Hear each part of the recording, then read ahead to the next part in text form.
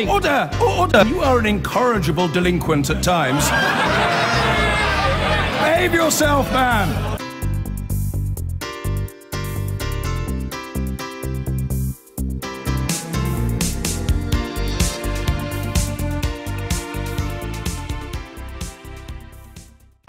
Donald Trump, the new commander-in-chief, is now in the White House.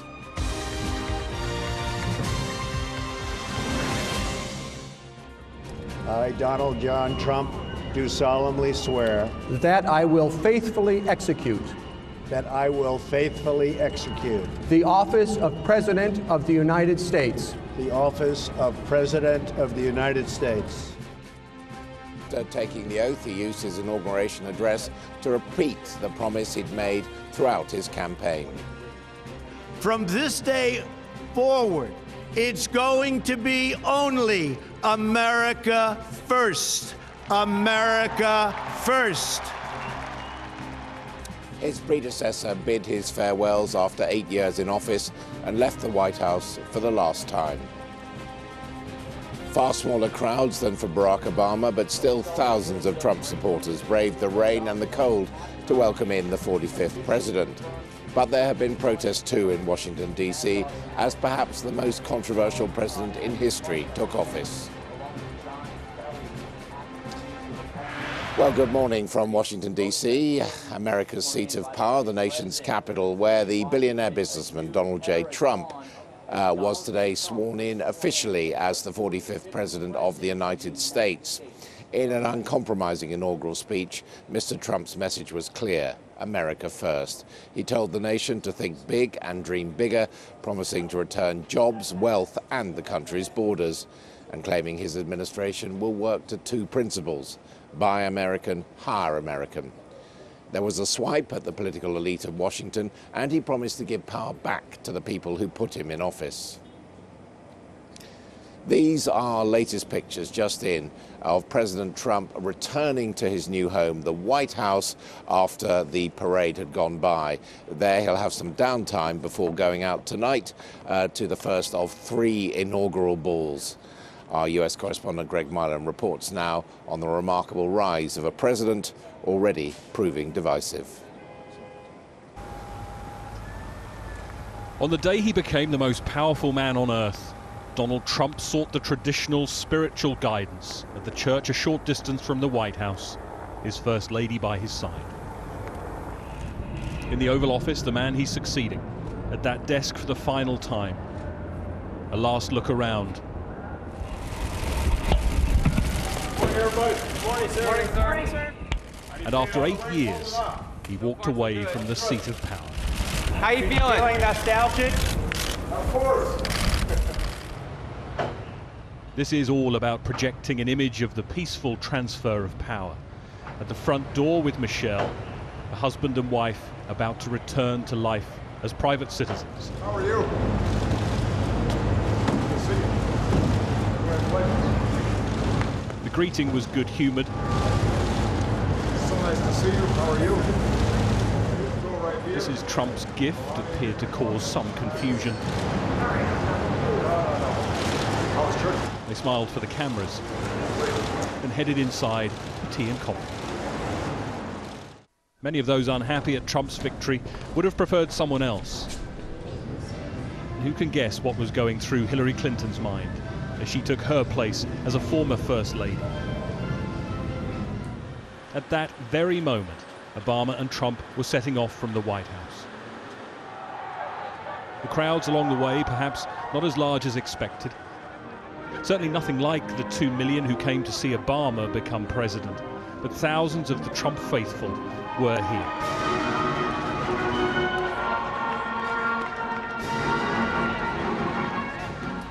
In those final moments as president-elect, though, he walked alone, about to take on what is the most challenging job of all.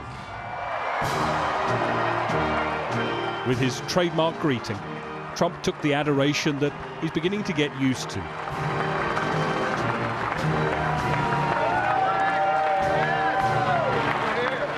And for the 58th time in its history, America performed this ritual. Please raise your right hand and repeat after me. I, Donald John Trump, do solemnly swear I, Donald John Trump, do solemnly swear that I will faithfully execute that I will faithfully execute the office of President of the United States the office of President of the United States and will, to the best of my ability, preserve, protect, and defend the Constitution of the United States. the Constitution of the United States. So help me God. So help me God. Congratulations, Mr. President.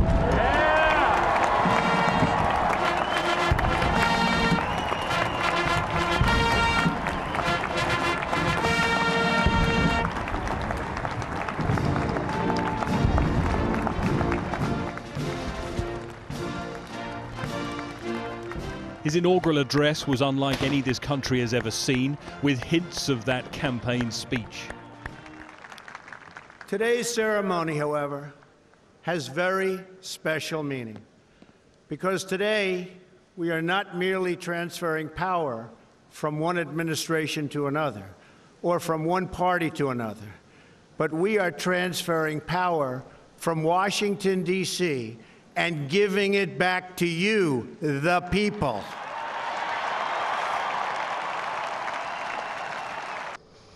And the crime, and the gangs, and the drugs that have stolen too many lives and robbed our country of so much unrealized potential. This American carnage stops right here and stops right now.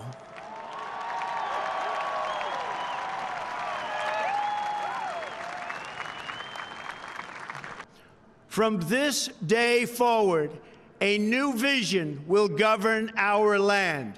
From this day forward, it's going to be only America first. America first.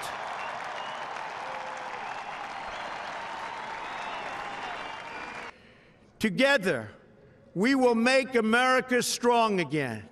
We will make America wealthy again. We will make America proud again. We will make America safe again. And yes, together, we will make America great again. Thank you, God bless you, and God bless America. Thank you. God bless America.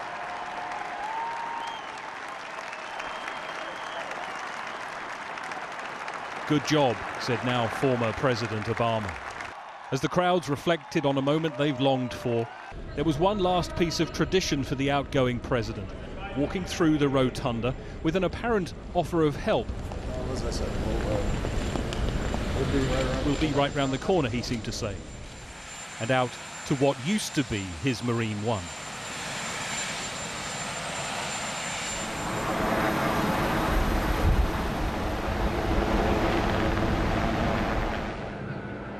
The Obama era is over. Good. Good. Good. Okay, very good. Thank you very much. The new president then performed his first official signing ceremony. Surrounded by members of Congress, he spent months criticizing. That's your first law. That's it. At the inaugural lunch, there was a moment of presidential goodwill. I'll tell you, there is something that I wanted to say, because I was very honored, very, very honored, when I heard that President Bill Clinton and Secretary Hillary Clinton was coming today, and I think it's appropriate to say, and I'd like you to stand up. I'd like you to stand up.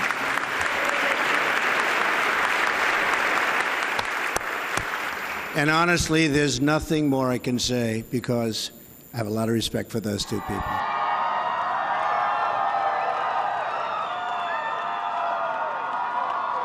It was then time for him to thank the faithful, and in keeping with tradition, stepping out of the presidential limo on the inaugural parade and walking on Pennsylvania Avenue towards the White House. There is no doubt now the Trump presidency has begun. Greg Milam, Sky News, Washington. And immediately after the inauguration, the Senate confirmed the first two of Donald Trump's cabinet nominees, James Mattis as Defense Secretary and John Kelly as in charge of Homeland Security. But that's not fast enough for the new president. He's just put out a statement calling on the Senate to get on approving the rest of his cabinet. Well, Donald Trump's election campaign was arguably the most divisive in America's history, and those divisions are evident tonight. Protesters have clashed with police in Washington, D.C., with crowds smashing windows and throwing rocks, while officers have used chemical spray to control them. Our U.S. correspondent Cordelia Lynch reports. Dissent and disorder as America presses the reset button on its own democracy. Protesters threw bricks, smashed windows,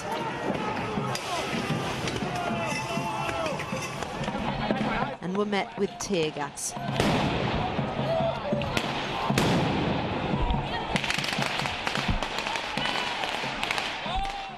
The transition may have been peaceful in the White House, but on the streets of the Capitol, a wall of opposition from those not willing to accept the handover of power. He is not our president. The American people did not elect him. We do not support his presidency, and we will continue to peacefully disrupt for as long as we need. I don't feel he was elected in a fair way. I think he's misogynistic. I think he's a sexist pig, and we have to do something about it, so we're just trying to be here. Activists scuffled with police. Some set fire to bins. This was a burning anger. They don't speak for the nation, but they are a symbol, if not a symptom, of its deeply divided state. This was the dawn of a new era, a wave of voters flying their flags, streaming through the gates of a city that many want to see radical change in. USA! USA! USA! USA! The choreography was familiar, but their political protagonist promised to hand them the power. In my lifetime, this is the first man, the first candidate to correctly identify all of the problems that our country is having and to have a plan for them. That speech was about the people of America. It really was. I mean, he's not doing this for him. He's not doing this for Donald Trump. He's doing this for Americans. I would like him to at least do something that he has promised, whether that be overwriting some of what President Obama has done, or whether that is starting from scratch to help heal the country. This was a populist message, a promise to take power away from Washington and hand it back to the people. But it was also a reflection on the number of things Donald Trump thinks are wrong with America. I've lived in countries where you would be shot dead for having this sign. He called for unity, but before this country could even start to heal, the open wounds of a bruising year were laid bare. An unpredictable start and a president that doesn't fit into any political blueprint. Cordelia Lynch, Sky News, Washington. Well, President Obama is in the White House and he's issued his first executive order from the Oval Office. He signed an order on Obamacare, the Affordable Care Act, directing agencies to ease the burden of the law as work begins to repeal and replace it. Also, his Chief of Staff, Reince Price, has put out a statement saying that there should be no further regulatory measures issued by any agency while the government, the new administration, is taking shape. Well, I'm joined now by Jim Dornan, a former advisor to Donald Trump, but one I suspect who, if you were still there, would have advised him to take a rather different tone in his inauguration address. You know, the inauguration speech tends to be a very bipartisan, uniting speech. I think he played very much to his base, as he has the entire campaign. Very nationalistic, very populist populist message. The question is, where does populism and conservatism come together when he has to deal with members of Congress?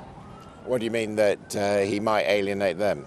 Well, I think that there are some views that he has that don't necessarily toe the Republican Party line. I think the infrastructure discussion, spending billions of dollars or trillions of dollars building roads and bridges, while I think it's a great idea, spending money. Republicans don't like to spend money.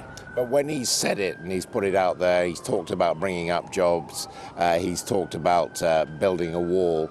There's no backing away from that now. I mean, that is effectively his mandate, his agenda, isn't it? Absolutely, no. I mean, and that speech stated that loud and clearly today, that he is going to keep his campaign promises. He is a man of his word, and he's going to do it his way, which is going to make things very interesting over the next few weeks. And it's been remarkable how many announcements have come out of the administration immediately after the inauguration. I mean, they are really hitting the ground running here. Absolutely, and I think that was one of the points he wanted to try to make to his voters and to the country, that he was not messing around. He said exactly what he meant and meant exactly what he said. What about this message to the Senate tonight to get on with the confirmation hearings of his cabinet? By my memory, they seem to be going quite quickly already. They should have, and I think if you saw the tone of Senator Schumer's speech prior to President Trump's speech, I think that Schumer was trying to send a message that we're going to do things our way too. He'll be able to for a little while. Not sure how much longer that's going to be able to last. We have had the two key security appointments confirmed, Homeland Security and Defense. Do you think there will be any problems with any of the other nominees? I honestly don't think so. 51 votes are 51 votes. The Republicans have them in the Senate. Again, I think Schumer's trying to make a point. But, you know, you go back 8 years ago, Obama got 7 when he was elected on the day he was inaugurated. So I think that Schumer should kind of look at that and maybe say, I don't want to be a hypocrite. I want to do exactly what we're supposed to do. And, of course, the other one we've got hanging over the United States is the nominee for the Supreme Court. That's correct, and I think he's going to go with Bill Pryor from Alabama. I think that's going to make a lot of conservatives in this country happy. I think that'll help smooth things through when he starts dealing with things like Obamacare, tax reform, and some of the other issues he touted on the campaign trail. And what's your feeling as he starts his 4 years in the White House? Is this going to be a president who's going to surprise people positively or negatively? You know what? He's surprised everybody every step of the way to this point. He's done things his own way. I was one of the naysayers, just wasn't sure that he was going to win. And you know what? He surprised me, and I'm going to give him the benefit of the doubt and watch him succeed. Jim Dornan, thank you very much indeed for joining us. Well, 2 of President Trump's cabinet have been confirmed by the Senate in the past hour. As we're saying, General John Kelly will run Homeland Security, and General Mad Dog James Mattis is to be the Secretary of Defense. And we've already seen a number of policy announcements from the new Trump administration posted on the White House website. It started within minutes of the inauguration. President Trump will withdraw America from the Trans-Pacific Partnership, the fair trade deal that was designed to bring down global trade barriers.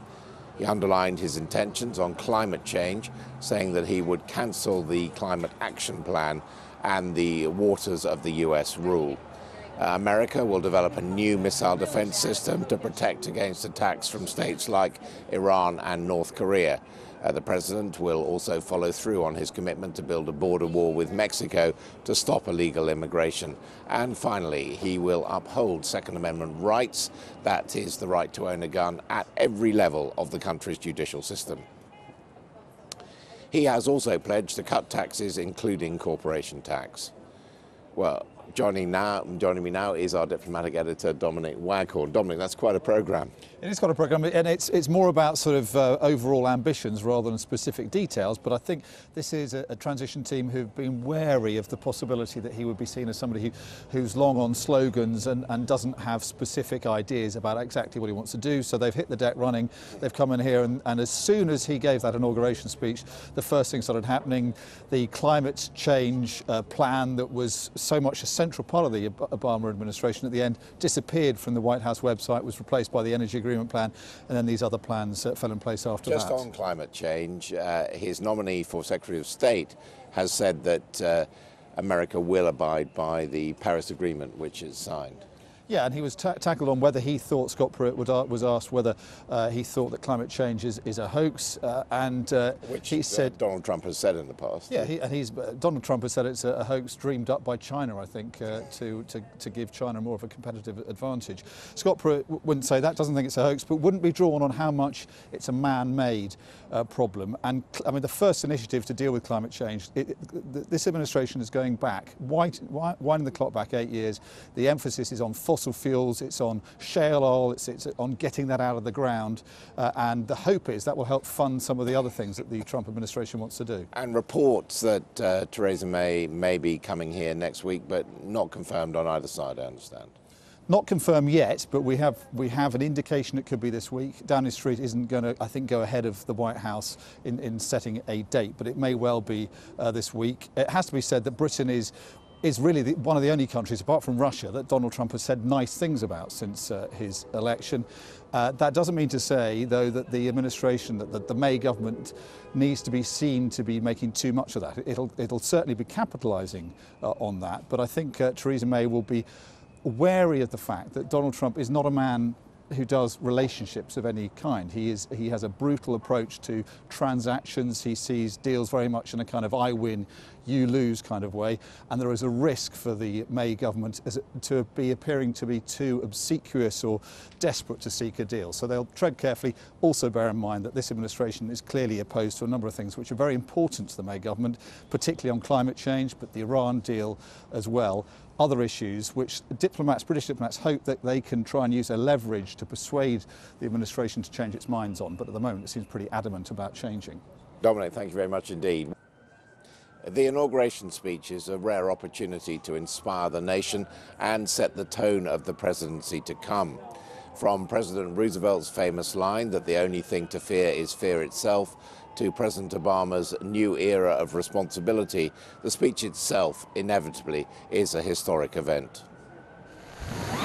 The only thing we have to fear is fear itself. Our people desire and are determined to work for peace on earth, a just and lasting peace. We must be willing, individually and as a nation, to accept whatever sacrifices may be required of us. Ask not what your country can do for you. Ask what you can do for your country. Each of us, in the span of time, has really only a moment among our companions. The Constitution of the United States. I know America. I know the heart of America is good. I assume the presidency under extraordinary circumstances. This inauguration ceremony marks a new beginning, a new dedication within our government. We must act today in order to preserve tomorrow. To make kinder the face of the nation and gentler the face of the world. Each in our own way, and with God's help, we must answer the call. United across the generations by grand and enduring ideals. What is required of us now is a new era of responsibility. We remain a young nation, but in the words of Scripture, the time has come to set aside childish things. It's going to be only America first. Well, Donald Trump having the last word there, and how did his speech compare? Joining me now is Mary Kate Carey, former presidential speechwriter for George H.W. Bush. Welcome to you indeed. When I spoke to you earlier in the week, your advice was make a speech to unify America. Do you think Donald Trump did that? You know, I think it's a bit of a mixed bag. He spoke to the people who supported him, and they heard what they wanted to hear, and the people who didn't support him heard what they wanted to hear. So in my mind, it was a missed opportunity to try to change people's minds who didn't support him. But in a sense, he set the tone for what he's going to do, and he's going to do what he said on the tin during the campaign. That's exactly right. Much of that speech was borrowed from either his convention address, his victory night speech. The ending was completely from his campaign stump speech. He borrowed a lot from his previous speeches on the campaign trail. I mean, the contrast, though, with his election night speech was that was considerably more conciliatory than the one we heard on the steps of the Capitol. There were a couple of lines that he brought in. For example, he said, the forgotten people will no longer be forgotten. He said that on election night, said it again today.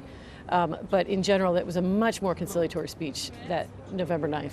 Now, what about this rhetoric about attacking Washington, taking power out of the politicians' hands and handing to the people? I mean, that's become almost a cliche these days, isn't it? Yeah, and I thought, the speechwriter in me, when I listen to a speech like that, I want to edit it and start playing with it. And the part I wanted to take out was that opening attack on the establishment, many of whom were sitting to the left and right of him, and he needs their votes to get his agenda through. So he could have easily just gone right to power to the people and had a very populist speech without alienating all the people whose votes he needs. I thought that was ill-advised. But it's probably something which the audience standing on the Mall enjoyed. I understand why he did it, yeah. But it's not something I would have advised, but I understand why he did it. What other changes would you have made? There was that part when he was talking about your dreams are our dreams. He was talking to the American people. Then he started talking about the problems in the country, the inner city specifically, and the crime and the gangs, and he suddenly switched to they. Their dreams are ours. And I thought he should not have switched to the third person there. He should have stayed with your dreams in the inner city are the same as ours. And so that switch from the first to the third person was not, it sounded a little us versus them to me. He also coined this phrase, American carnage, and then went on to say how he was going to uphold the Second Amendment, guns, which, to a European audience seems to be contradictory, that a lot of the bloodshed in the view of many Europeans is related to the freedom of possession of guns in this country. Yeah, the word carnage jumped out at me. There were also a number of words that had never been used before in an inaugural address. Tombstones, that the factories like tombstones. Right. The rusting cities, these sort of things. It harkened back to his convention address, which also had that dark element to it, which I think is not really appropriate in an inaugural address. I understand again why he did it, but it was I would have liked a little more lift. But it does imply that he's going to play on the insecurities and the fears of the population as president, as the man that only I can put them right. Right, at least he didn't say I alone can fix this. I was hoping there'd be a lot more we than I in this speech, and there was a fair amount of we. There was also more God in this speech than I thought there would be. He quoted from the Bible, which I would not have predicted he would do. I was hoping he would maybe open with a prayer, but I didn't expect him to quote from the Bible. He also used his two slogans, America First, Make America Great Again. I mean, the latter one seems an obvious and positive slogan. America First, would you have advised him to go for that? I was surprised that it was in there and so strongly. Just because of the sensitivities with our allies in the last week over NATO and Brexit and all the other things that he said on Twitter over the last few days. So I was a little surprised that was in there, but he's a disruptor and he was elected as a disruptor. The question is, the line that he had in there about the time for action has come, that's really saying the chips are down and we have to see if he'll be able to deliver. So it goes beyond words now to actions. Mary Kate Carey, thank you very much indeed. Thanks for having me.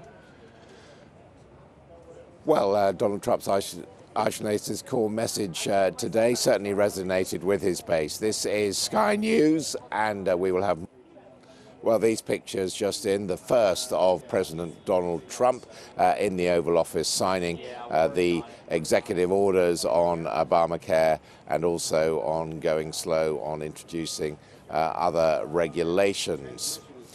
His core message today, of course, was isolationist, and that is of concern to those who fear that there will be a withdrawal from the world stage by the United States under its new president. Mr. Trump said that his administration would seek friendship with the nations of the world in his inauguration speech, but he also said it was the right of all countries to put their own interests first. Our diplomatic editor, Dominic Waghorn, reports now. This is a city synonymous with global power and dominance for as long as we can remember. Reminders everywhere in Washington of the sacrifices America's made to maintain its influence. But is it now the capital of a superpower that's about to retire itself? 2 world wars persuaded America it had to engage with the world and lead it. For more than 7 decades, it's helped build a world order that's guaranteed all of our security and prosperity.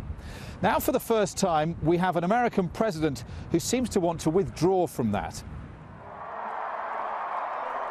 President Trump's inauguration speech will not have reassured allies. His tone was isolationist. He extolled the virtues of protectionism, not free trade, and he was unashamed in the emphasis on putting America first. We will seek friendship and goodwill with the nations of the world, but we do so with the understanding that it is the right of all nations to put their own interests first. Trump has foreign policy analysts here worried. Their biggest fear, a clash between Russia and America during his presidency. The nightmare scenario is that the Russians feel emboldened, misunderstand the degree of U.S. commitment to, say, NATO allies, or some other state misunderstands the degree of commitment to some other alliance. Then, of course, the Trump administration, because both of geostrategic interests and perhaps because of concerns about reputation and resolve, is then forced to respond. Right, so that's really the nightmare scenario. What happens in that situation? So the scenario could be, for example, that you get into live fire incidents in the Balts, or you get into nuclear brinksmanship. Tensions between NATO and Russia are already high. The Western alliance deploying more troops in the Baltics to meet the perceived threat. Making matters worse is mixed messaging between Donald Trump and the men he's nominated to his cabinet. He talks of striking a bargain with Russia. They say it's a threat that may need to be confronted. That is unprecedented, warn analysts, and could lead the world to a very dangerous place. It confuses the allies, and it also, I would say, emboldens our adversaries. Because if a Putin, for example, says there seems to be some kind of confusion among what's going on in the United States, the cabinet saying one thing, the president saying something else, and Congress is moving in a different direction, that's a perfect opportunity for someone like Putin to take advantage of that and to undertake some kind of adventurous activity.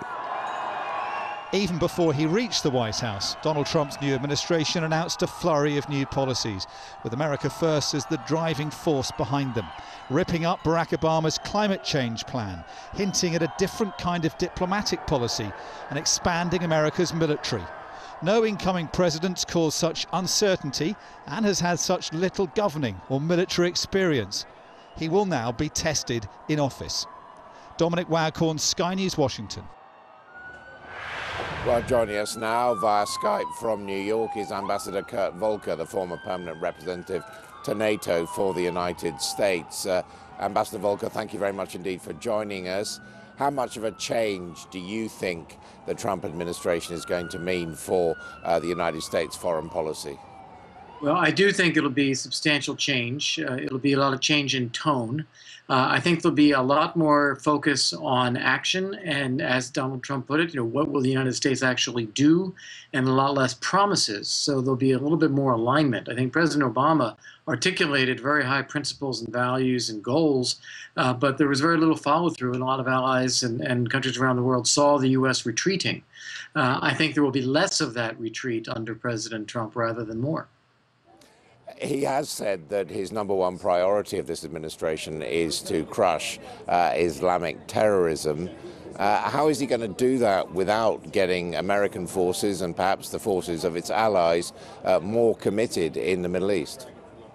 Well, I think that will be his intent. And in fact, if you watched the confirmation hearings, yes, there were differences between the way people spoke about Russia, but there was no difference in the way people spoke about ISIS. It's clearly a very high priority, an intent to ramp up military operations, intelligence operations, to really destroy ISIS. And I think that will involve more U.S. commitment, and we'll begin to see it. And I think it will also involve more pressure on allies to contribute more as well. And I think there will be trade-offs along the way. For instance, I think that they will be less concerned about what happens in Syria in terms of governance, as long as we're able to take ISIS out. What hasn't been discussed today is the relationship with Russia, which you mentioned. And is it not the case that a more assertive American policy in the Middle East might actually antagonize President Putin, who Donald Trump appears to have been courting recently? I'm not so sure. The Russians are used to a strong American policy in the Middle East, which has now been considerably weakened under President Obama. I think as long as what Trump is saying is we have certain interests and we will go after those and we'll be clear about those. And we are not so concerned about other things. That kind of gives a clear message to Russia as to where they can pursue their interests without confronting the United States and where other ones might confront the United States. I think sometimes this clarity may actually be stabilizing to the relationship. Do you see an opportunity within this for the United Kingdom, perhaps in competition to other European allies? Well, I think that there is certainly a desire on the part of the Trump administration to embrace the UK. We've seen that in the way they've talked about it already. There is a parallelism in the anti-establishment movement that propelled Trump with how they see the Brexit, the UKIP, some of the nationalist parties in Europe, and the way they view Brussels and the European Union. And so there is kind of a kinship felt. We need to be reaching out and helping the UK. And if that is on the basis of more market principles, less bureaucracy, less domination by a liberal elite, then that's something that the Trump administration would have some affinity with as well. So I do see that with the UK, and that does create opportunities. Ambassador Volker, thank you very much indeed for joining us from New York. Well, tonight, America hasn't just got a new president, there's also a new First Lady in town, Melania Trump. She has very big shoes to fill, both literally and metaphorically, after Michelle Obama. So how will she do? Joining me is Jane Hampton-Cook, a US political historian and the author of The Faith of First Ladies. Welcome to you indeed. Well, people have been saying today that perhaps Melania Trump would take a back seat in favor of Donald Trump's daughter, Ivanka, but I understand Ivanka's said that's not true.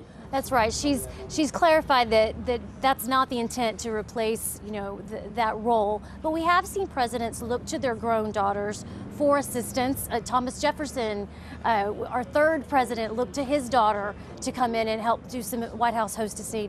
And then Harriet Lane was the niece of James Buchanan, right in the 1850s, and he had taken her to London when he was an American ambassador in the Queen Victoria's court, and she did so well there that he had his niece become his White House hostess. So we've seen that before, but I think you'll see a dual role. You'll see some of Ivanka, but then you'll see a lot of Melania as well. Now, there have been 44 presidents, but as I understand it, she's only the second foreign-born First Lady. That is right. The first foreign-born First Lady was Louisa Adams, and she was born in London. Her father was an American, and her mother was from Great Britain.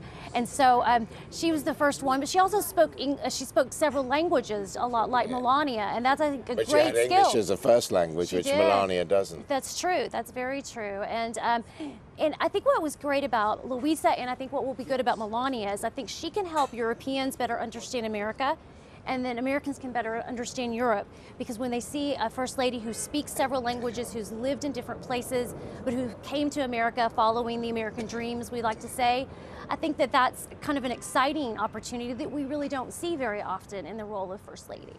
We have seen a succession of very influential First Ladies in recent days. I suppose we've had Hillary Clinton, Laura Bush, and of course Michelle Obama. That makes it all the more difficult for her, doesn't it? Well, it does. She certainly has a strong heritage to follow from those women. But, Melania Trump was a professional woman on her own, established professionally, a lot like Michelle Obama was, established on her own before she married, had her own career. And so I think that kind of helps set her up in a very strong way. And like Michelle Obama, she prioritizes being a mother. That's what Michelle Obama said when she came in. And then you have to find how to make that First Lady role your own, because the First Lady is not defined in the U.S. Constitution. So you can kind of write your own job description, but custom is the law, as Louisa Adams famously said. So we all have to sort of find that balance. And Donald Trump also has two ex-wives.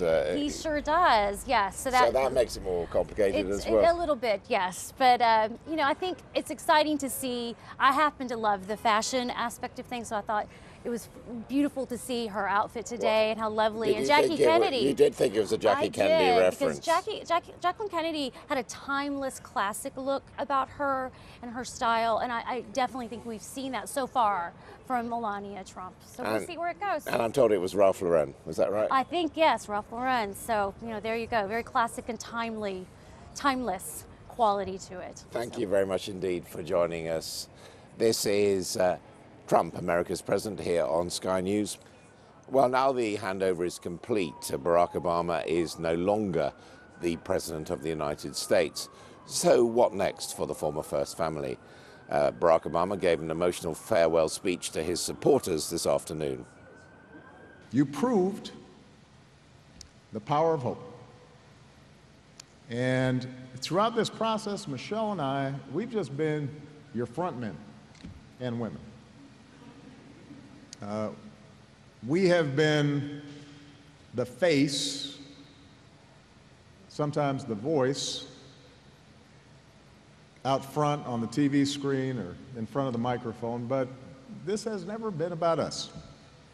It has always been about you. Well, I'm joined now by someone who worked for the Obama administration, Megan Smith. She was closely involved in the rollout of Obamacare, of course, one of the policies President Trump is now targeting. Welcome to you indeed, Megan Smith. I mean, thanks. How do you feel today? Sad? So I think this is a tough day for a lot of Democrats, but you're also seeing a lot of Democrats really reinvigorated and thinking about the policies that they believe in and want to fight for, which is also a really important part of the president's legacy that he's been pushing for. And you saw that message and that spirit of coming together, and that really, this is really about what everybody can do together to enact change, and that I think is still firing up the party, especially today. It's been very noticeable how dignified Barack Obama and Michelle Obama have been in the handover, having of course fiercely attacked Donald Trump during the campaign. They certainly have been, and they've really been the epitome of grace during this transition, and I think that is because they really care about this country, and they do want the country to succeed, and they want it to be an orderly transition. And they also remember how graceful President Bush and Laura Bush were when they were coming into office.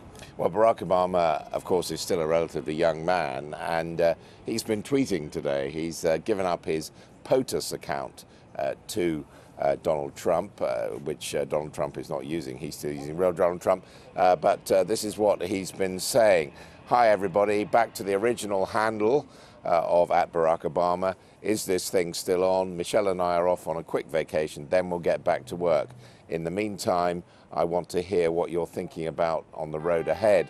So share your ideas with me here. Well, that is not the sign of someone who's going quietly into retirement. What do you think the future holds for Barack Obama? So what's interesting about Obama in the post-presidency world is he'll still be a rather young post-president, and he'll also be setting up an office in Washington, D.C. So I don't think you'll see him involved in the day-to-day political fray, but I think you'll see him commenting on some issues. He's laid out some red lines where he'll speak up if he's seeing voting rights being taken away, if he's seeing systematic racism. I think you'll hear him speak up about his values. What about what you worked on, Obamacare, the Affordable Care Act? Already had an executive order tonight saying that people should go easy on enforcing it or toughening the measures. Do you think all that work is going to be wasted? Well, it's unclear what that executive order means, whether that's freezing future regulations, whether it's retroactive, whether it was just a statement with really no teeth behind it. But I think Republicans have a slogan on Obamacare, which is repeal and replace, and you're already seeing how difficult it is to take health care away from 30 million people and also double health care premiums. And Republicans actually said that they were going to have a bill repealing Obamacare on President Trump's desk today or soon after he was inaugurated, and that's not happening. Megan Smith, thank you very much indeed. Well, Obamacare dominated much of President Obama's term in office, and it looks like dealing with it might dominate quite a lot of Donald Trump's on the domestic agenda. He has already taken control, issued his first executive orders from the White House, and it really has been an extraordinary day where we've seen the mood of hope and change of Barack Obama of the last 8 years replaced by the mood of America First from the new president, Donald J. Trump. He now faces an evening of inauguration balls, 3 of them he's due to attend, and then he'll be down to work over the weekend in the White House, calling on Congress to implement his cabinet quickly. But this is the moment of the day, the moment that Donald Trump was sworn in as the 45th President of the United States. I've been getting away with it all